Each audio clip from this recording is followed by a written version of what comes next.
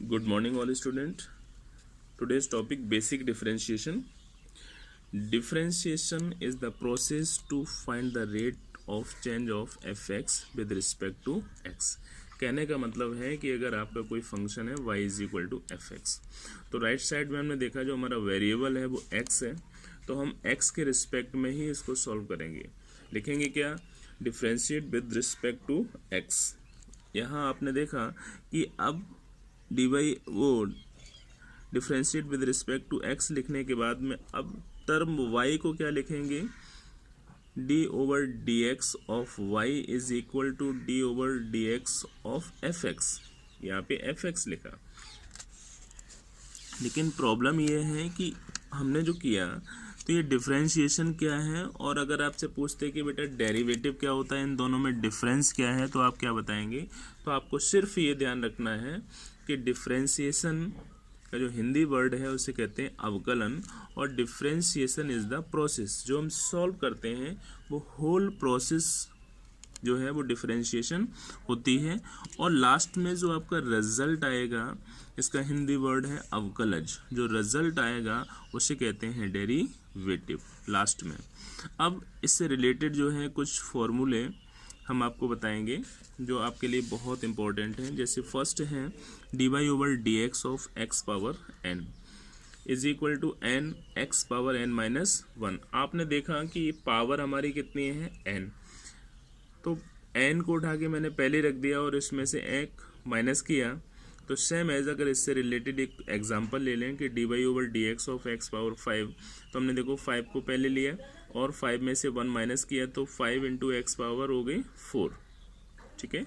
Second है d y over d x of e की power x. ई की power x का ई की पावर एक्स ही रहता है, कोई चेंज नहीं होगा। नेक्स्ट है d y over d x of log x. Log x का क्या है बेटा? 1 upon x. Next d y over d x of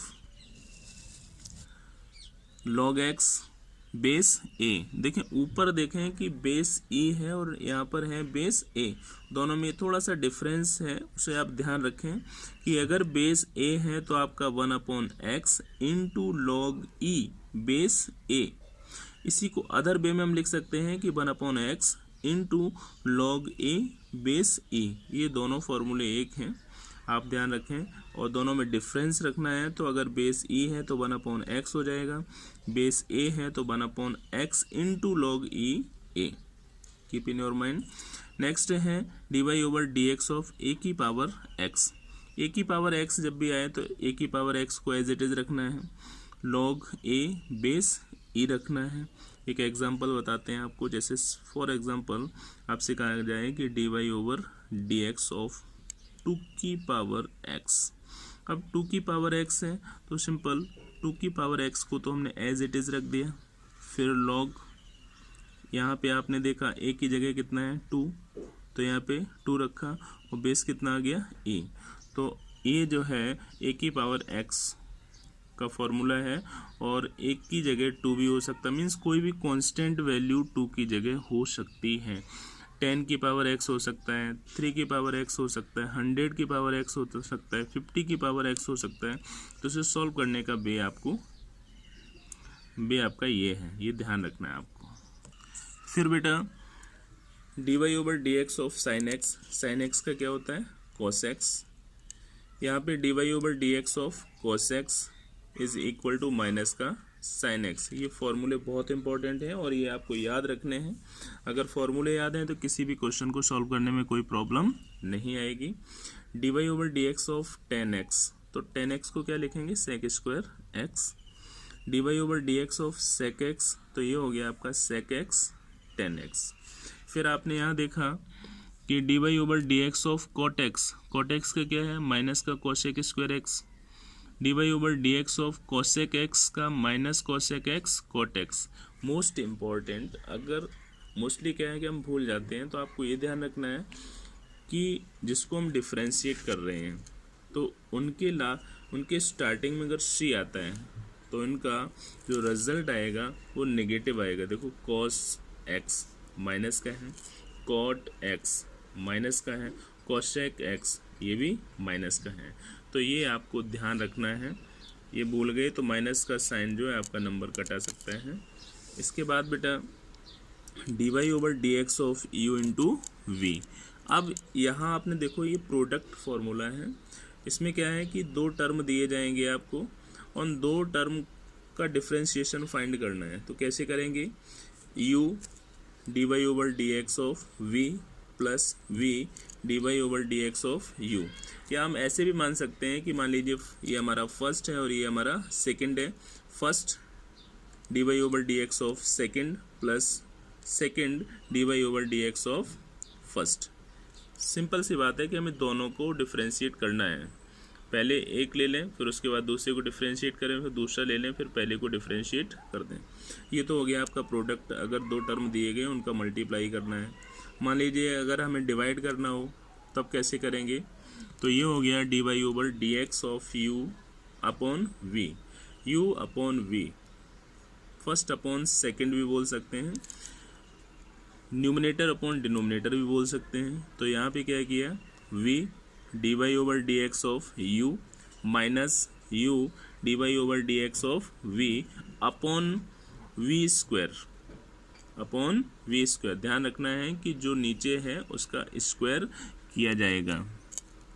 next है बेटा 14 नंबर का आपका dy/dx of fx plus gx। कभी कभी ऐसा भी हो सकता है कि fx प्लस gx और कई फंक्शन दिए जा सकते हैं।